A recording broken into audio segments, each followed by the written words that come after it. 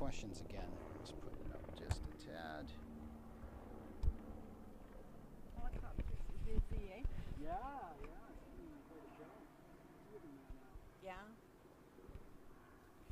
Maybe first I'll just grab your name, ma'am. Yes, my name is Jenica Ravlich, Could you spell both first and last? Jenica, and Ravlich is Ravlic. Is that Czech? Actually, it's my husband's surname, and Okay. it's Croatian. It was Croatian. Yeah. So tell me what it was like for you when you got the call that you had to leave. Well, actually, we were expecting it because we were keeping our eye on what was happening. The smoke was getting thicker, and I said to my husband, I expect that we're going to have to go.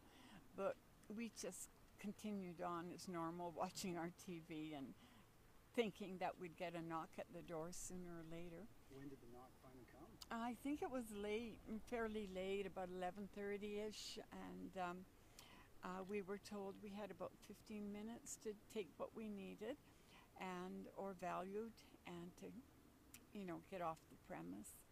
So we did that, and we came down here, and there were ladies trained to help us, and they just took over, showing us around and having us sign forms so that they'd have a record of who came into the community center. And And then where did you spend the night? I spent the night right here with my husband at Community Hall, and we had a fairly good night. I have a difficult back, so I was tossing and turning a bit, but it wasn't bad. No. What was the mood like here? Here, people were good. You could hear not laughter, but like, oh, we have to cope with this, so we will. And, we've coped with other things before, so that was the attitude. Just, we'll help each other, and yeah. And how close did the fire get to your place? Do you know? Were you able to see it? Or? Well, we could smell the smoke. It was getting difficult to breathe, and it was burning. I could feel it burn down my throat, and that's when I knew that we were going to have to go. How are you feeling today? Are you? Tired. I'd like to go to sleep. Get a good night's sleep. Yeah. Yeah. That's going to be tough when you're sleeping in strange beds, I imagine. Well, I don't know if we're staying here tonight. We're waiting for the word as to whether or not the fire is, contained, and we can return to our residence, or whether or not we have to stay here another night. Yeah.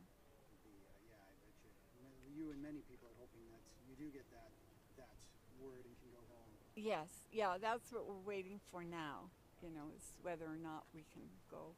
And are you threatened by this fire over here, or is it the one that's further south? Yeah, it's the one that was up Fairview Way on Fairview Mountain. That's the one that. Which direction is that? Just we're going straight up the road. What's it like today? You see, you've got helicopters going by. There's sirens. What's it like to have Oliver, which, from my understanding, is pretty sleepy town, to have all of this going on? Well, I think it's disturbing, and we can see smoldering fires still. If you look up on the mountain over there, you can still see smoke and smoldering, and we hope that this is, and you can also see the damage if you look up on the hill. So we don't like to see that.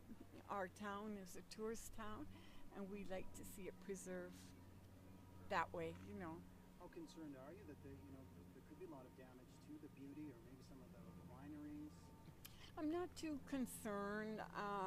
I'm more concerned about the animal and the wildlife.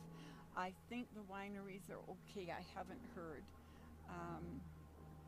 But in general, I think there was over 80 hectares that were involved in the fire last night. I was listening to Global News on my computer, and it said over 80 hectares were. Saying it's 200. My goodness, so it's more than doubled. And this one over here is 1,500. Really? Well, that's devastating to get that news. Yeah, yeah, that is. Anything else you'd like to add? Maybe Uh, can you talk about just how quickly it grew from your? well, fire is a terrible thing,